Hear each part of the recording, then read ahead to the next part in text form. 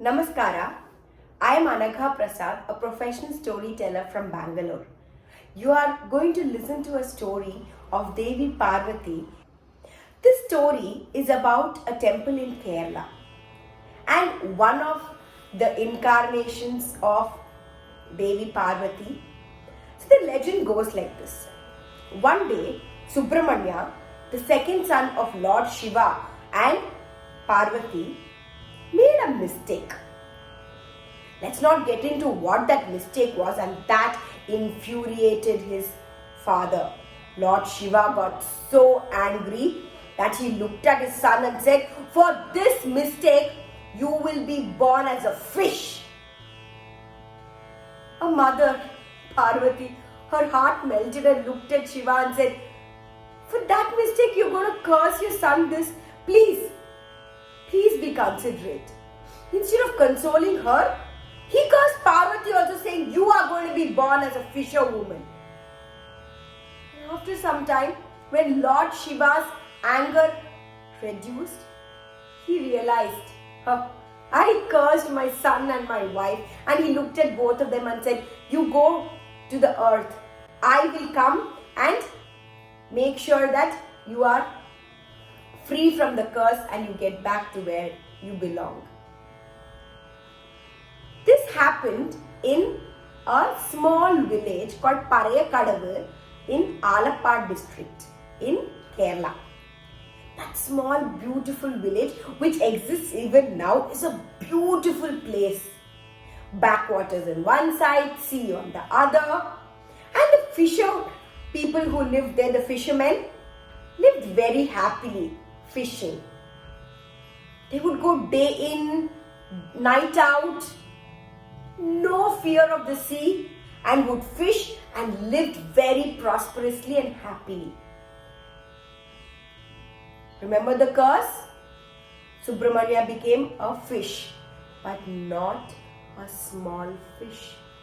He became a big whale, and that disturbed the peace of that small village. He did not allow the fisher people to come and fish. They didn't know what to do. The whale would turn their boats or would flap so hard that there would be tides and they could never fish. The king of the fisher people in that village was so disturbed. The treasury was going dry. They had no money and they had to figure out a way. And Parvati was born as his daughter. He thought, okay, let me proclaim that whoever catches the whale, I will give my daughter in marriage to them. He did that proclamation, but nobody came. They were so scared of the whale that they knew that they would always fail. He was so huge, and who could ever catch him? All the people in the village and the king did not know what to do. Their plan had failed. Just then, a very, very old man, his back bent because of old age, came from nowhere and looked at the king and said, "I will catch the whale. Will you give me your daughter?" The king knew that when young people could not do it, what will this old man do? He said, "Of course, please try your luck." The old man walked towards the sea, made huge ropes out of the vines, and twirled and twirled and twirled and threw it into the sea. It went and entangled and coiled around the whale. He then gave the rope to the people of the village and said, "Pull." They pulled, not for a minute, not for an hour, but for many days. And as they finished pulling after many days, they saw the whale coming to the seashore. They They were like, yes, we have caught it. And as they pulled and it was on the seashore, poof, the whale disappeared. They were surprised. And they didn't know what to do. But the old man went to the king and said, you have promised me that you will give me your daughter. Please give me your daughter in marriage.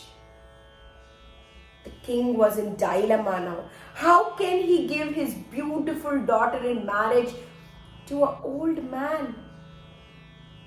He didn't know what to do. He looked at the old man and said, is it right for you to ask my daughter, who is so young and beautiful, in marriage, though I had promised? Oh, king, you have promised, and I'm sure you will keep up your word, isn't it?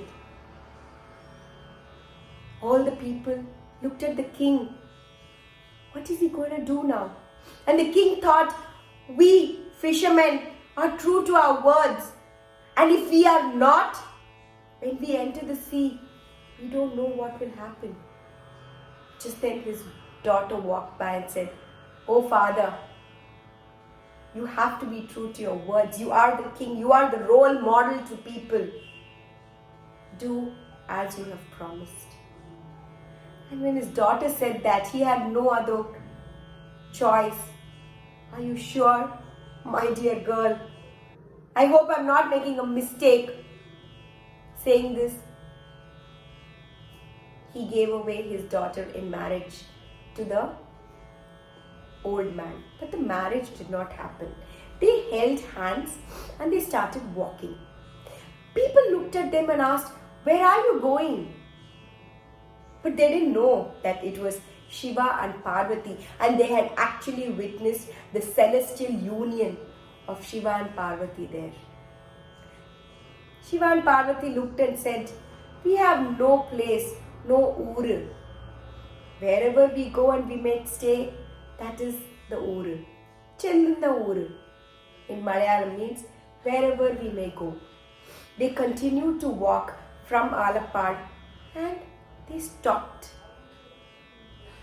And the place they stopped was Chellinna uru because they had stopped there. And over a period of time, it was called Chenganoor. It is called even now. And Shiva and Parvati turned into stones, not next to each other, but facing each other. Temples were built,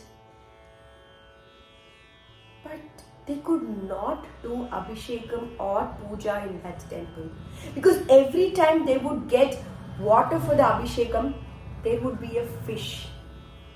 People wondered, how can we use the water with a fish for Abhishekam, for bathing the idols? And they checked and they realized that the marriage between the old man and the daughter of the king had never happened. And they also realized that it was Parvati and Shiva with a lot of astrological calculations. The people from Alappad were sent for, and they came with all the jewelry and clothes and whatever has to be given to a bride. And the marriage of Shiva and Parvati happened in Chenganoor. And it happens even now in Chenganoor. Every year where people from Alappad bring the things for the bride and the groom in Chenganoor and they are married. And what happened to Subramanya is what you would think. There is a temple for Subramanya in Alappad, in the place where the whale disappeared. That is a legend that I wanted to share of goddess Parvati and how, whatever may be the case, she would come down as a mother or just for the sake of the safety of her children. Who are we? Isn't it? With this, I would like to conclude this today's story. Namaskara. Happy Navratri.